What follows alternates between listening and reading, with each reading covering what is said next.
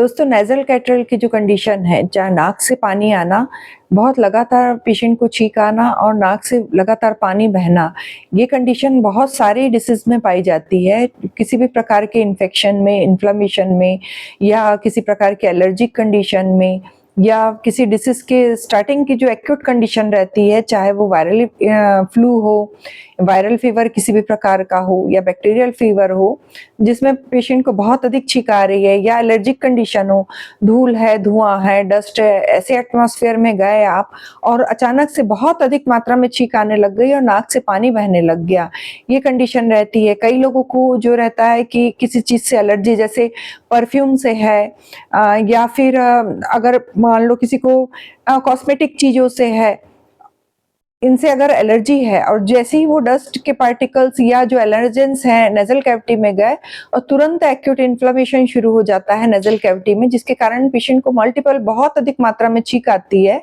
और साथ में नाक से पानी बहने लगता है। तो ये जो एक ऐसी कंडीशन है जिसकी आज मैं आपको एक होम्योपैथी मेडिसिन बताऊंगी जो कि नेज़ल कैविटी पे अपना इफेक्ट करती है और इस प्रकार के नेज़ल कैटर की कंडीशन को दूर करती है।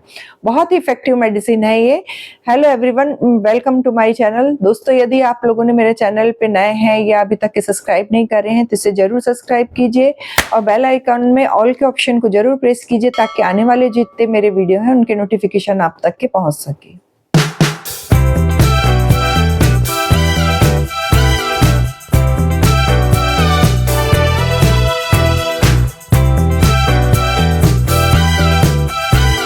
दोस्तों, नेज़ल कैटर की जो कंडीशन रहती है, ये एक्यूट कंडीशन की जो मेडिसिन एक्यूट कंडीशन जो रहती है, इसमें नेज़ल कैविटी की म्यूकस मेम्ब्रेन में इन्फ्लेमेशन के साइन अपने को दिखाई देते हैं कि बहुत अधिक पेशेंट को छींक आ रही है और नाक से जो बहने वाला पानी है वो ओंठ तक के बह के आ रहा है और लगातार नेज़ल डिस्चार्ज हो रहा है।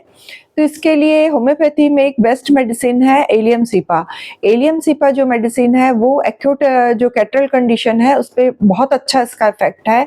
ये जितनी भी जो इंटरनल जो म्यूकस मेम्ब्रेन रहती है उस पर अपना बहुत अच्छा इफेक्ट दिखाती है और वो भी एक्यूट कंडीशन पे। तो जैसे ही अगर कोई पेशेंट अगर डस्टी एटमॉस्फेयर में जाता है या धूल में, धुएं में या किसी भी एलर्जेंस के कांटेक्ट में आ रहा है जिसके कारण उसको मल्टीपल बहुत अधिक मात्रा में छींकें आ रही हैं और नाक से पानी बह रहा है, ईचिंग हो रही है, नेज़ल उसके कारण एक जुकाम जैसी स्थिति बनी हुई है, लेकिन ये उसके कारण उसमें सिर में भी दर्द हो रहा है, तो ये जो कंडीशन रहती है ये नेज़ल कैटर की रहती है और इसमें अगर अपन होम्योपैथी की एलियम सीपा मेडिसिन लें तो इसका बहुत अच्छा रिजल्ट मिलता है। एलियम सीपा का जो इफेक्ट है ये जस्ट अपोजिट होम्योपैथी में इसकी बहुत सारी ऐसी मेडिसिन आती हैं जो नेज़ल कैटर पे वर्क करती हैं, लेकिन ये इसके अपोजिट वर्क करती है यूफ्रेशिया। और एलियम सीपा जो है इसमें नेज़ल जो डिस्चार्ज हो रहा है, ये जो डिस्चार्ज रहता है जहां जहां लगता है वो कोरोसिव रहता है ये डिस्चार्ज, जिसके कारण वो जो नेज़ल में ये जो डिस्चार्ज जहां जहां लग रहा है वहां जलन उत्पन्न होती है पेशेंट को और बर्निंग सेंसेशन के कारण उनको तकलीफ होती है। लेकिन आंख से भी पानी आ रहा है तो ये जो आई से आने वाला जो डिस्चार्ज रहता है ये कोरोसिव नहीं रहता है और इसमें जलन बिल्कुल नहीं रहती है।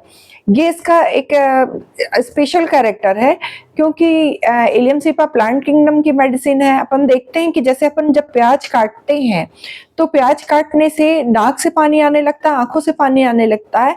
सेम यही कंडीशन जो है इसकी रहती है, ऐसे पेशेंट की रहती है।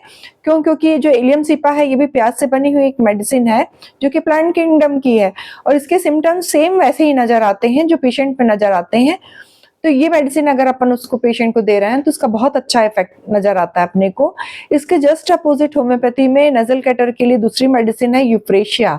यूफ्रेशिया में इसके अपोजिट सिम्टम्स ऐसे मिलते हैं कि नाक से आने वाला जो पानी रहता है वो जलन नहीं करता, जबकि आंख से आने वाला जो पानी है वो जलन करता है। दोनों में वाटर डिस्चार्ज दोनों में रहता है, नेज़ल से भी रहता है, आई से भी रहता है, लेकिन दोनों जस्ट अपोजिट वर्क करते हैं एक दूसरे के।